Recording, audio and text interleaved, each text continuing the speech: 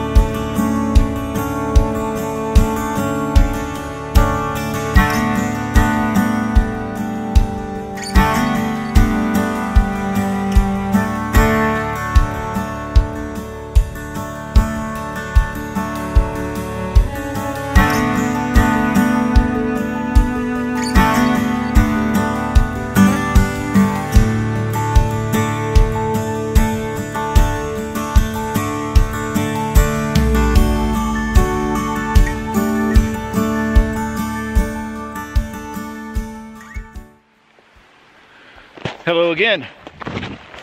So I am weighted down. I've got the Arc'teryx 80-liter pack on. I'm out for a winter overnight at Mount Rainier National Park, and the area I'm in is actually an area that I was in last month. The conditions are totally different today, but I'll link to that video if you want to take a look at that. But I'm planning a winter overnight, and there's nothing casual about your selection of gear when you're planning some overnight in the backcountry in the mountains in the winter time. Washington State has had a terrible record this year. We typically average about one avalanche fatality per year, and there have been a number this year. I don't know the exact number, but around 10.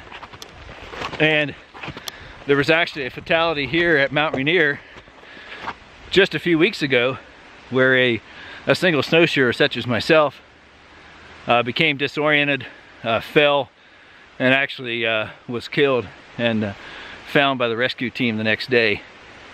So there's nothing casual going out in the wintertime. These mountains in the Cascades, you always check the avalanche forecast, and I'll show you what it looks like today.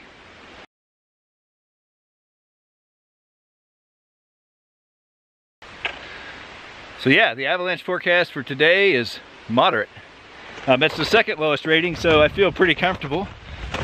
Although I've already planned my route out, I will not be going over any avalanche slopes, so I'm not worried about avalanche danger. But I am worried about orienteering and maintaining my situational awareness and knowing where I am.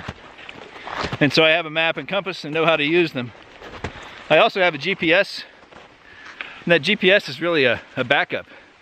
This GPS that I use is a Garmin inReach, and it's also a satellite communicator, so it allows me to communicate by text message, which is a nice feature. In national parks, there's almost never cell service, which is a good thing actually. So this is the Stevens Canyon Road at Mount Rainier National Park, and you can see, if you saw my video from last month, that this road is now obviously open, at least partially. So the Mount Rainier staff have been hard at work clearing the snow. This road is closed in the wintertime because of the sheer volume of snow that the mountain receives at Paradise.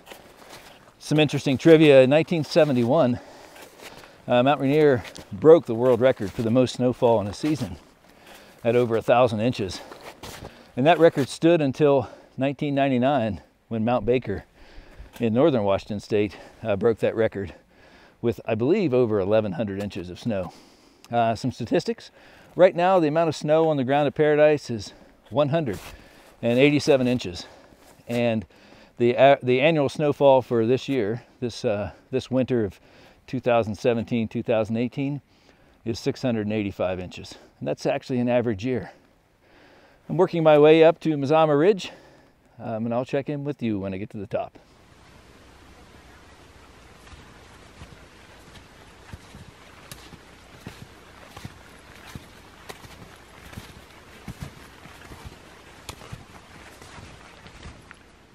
All right, so I have made it to Mazama Ridge. I think I found a place to camp. Weather's pretty nice. Actually had to take my jacket off because I got a little warm coming up. But this is the Tattosh Range behind me. If you can see, directly behind me is Castle Peak, and then Pinnacle and Plummer. Unicorn way off to the east, and Eagle Peak on the other end of the Tattosh Range. I'm actually about due east of Paradise on the Mazama Ridge. So I'm going to get my tent platform set up and start settling in. Okay, I've arrived at camp. I now have my tent platform dug out. It's very important when you're winter camping to have the right equipment. This is a backcountry snow shovel. That is an essential piece of equipment for winter camping. You actually want to stomp the area down with your snowshoes or skis to compact the snow, and then level it out with your backcountry shovel so that your tent platform is as level as possible. I thought I would give you a quick tour of what's in my bag. As I said below when we started, there's nothing casual about your selection of gear in the wintertime. It's totally different than when you're out here in the summer. And you have to bring a lot more gear and be very careful and selective about what you have with you. This is my food bag.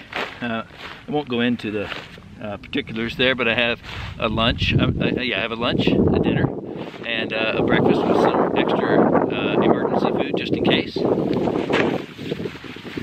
This is my Feathered Friends down jacket for tonight when it gets cold. This is my 5D Mark IV. And I brought, actually, I felt it coming up here, but I brought 3 lenses with me. So quite heavy. This is the 5D Mark IV, and I have both the 24-70 and the 16-35 in here with my filter kit. This is a f-stop ICU, the small one, and it fits all that perfectly. I also brought my gargantuan 70-200. This is the 2.8 version. And honestly speaking, the F4 is much more suited for the backcountry like this. It's lighter weight, maybe even sharper at middle f-stops, and it's about 1/3 the cost. Pack cover. So this is an Nalgene canteen. In the wintertime, you need to melt snow for water, and it's really not efficient to just use one water bottle. So I use that Nalgene canteen, and I filter water, melt snow, use a water filter, and that way I'm not having to filter as much. I can have a reservoir full of water at all times. In the wintertime, I use the MSR reactor versus the jet boil or the wind burner. To melt snow, you need a bigger pot. This one does excellent in the wintertime. Water filter, pump type.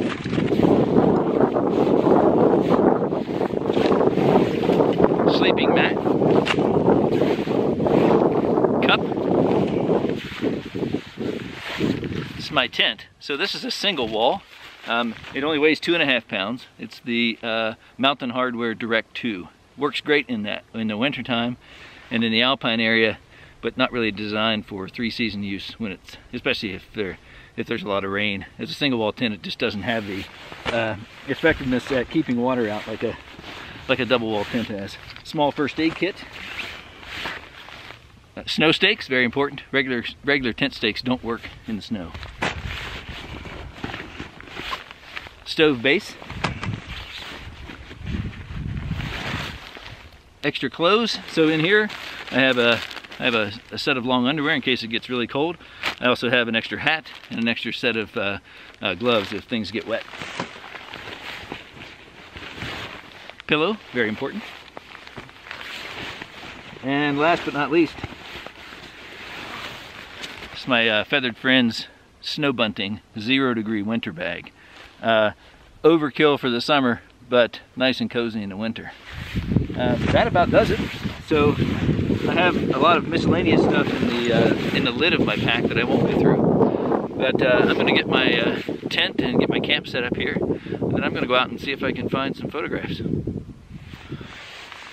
Well, I'm just having some coffee right now. I just finished melting water, which is quite a chore in the wintertime. There's no running water up here, so in the wintertime you have to rely on melting snow to make water. I found the most efficient way to do that is to melt snow in a large pot. I used, as I showed you, the MSR reactor, and I used that with a water filter, a pump filter. I just filtered about 3.5 liters of water. I only like to do that once a day in the winter, but right now, so with that water, everything's topped off, and I have enough to last me this evening for dinner, and then also for tomorrow morning breakfast.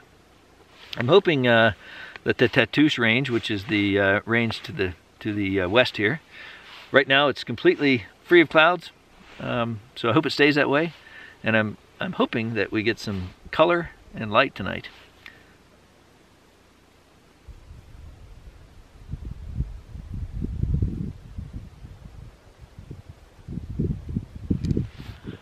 Well, I've made it to the place I want to take the panorama. You can see the Tattosh range behind me.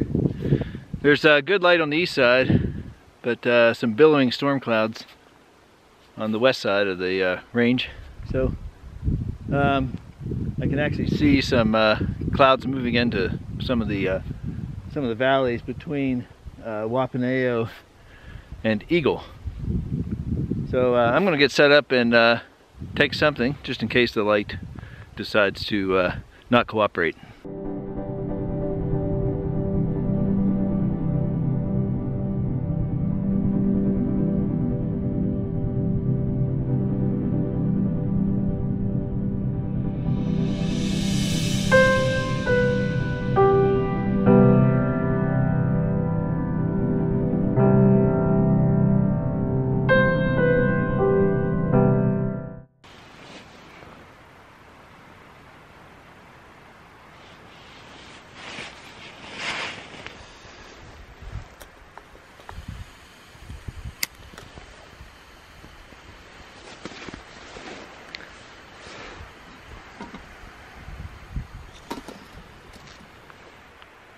I don't know if you can see. I think you can.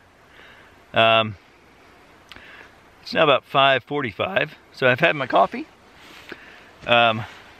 warmed up, had some breakfast, but as you can see, it's starting to snow. So I think we can pretty much rule out any sunrise color. So I'm going to pack up and get my stuff together and start heading down.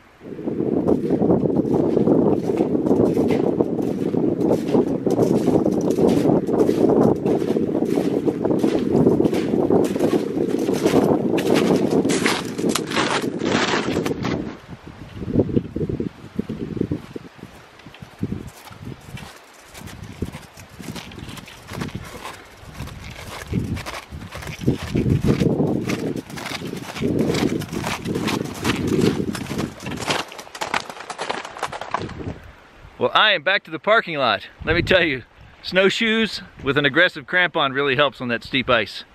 It is snowing, and it's me and 2 other people here. 7:30 in the morning. The gate opens at 9, so I'm going to hang out here until I see some movement, and then work my way back down to Longmire and exit the park. But thanks for coming along. This winter and snow overnight at Mount Rainier is finished. I hope you enjoyed, and I look forward to seeing you in the next video.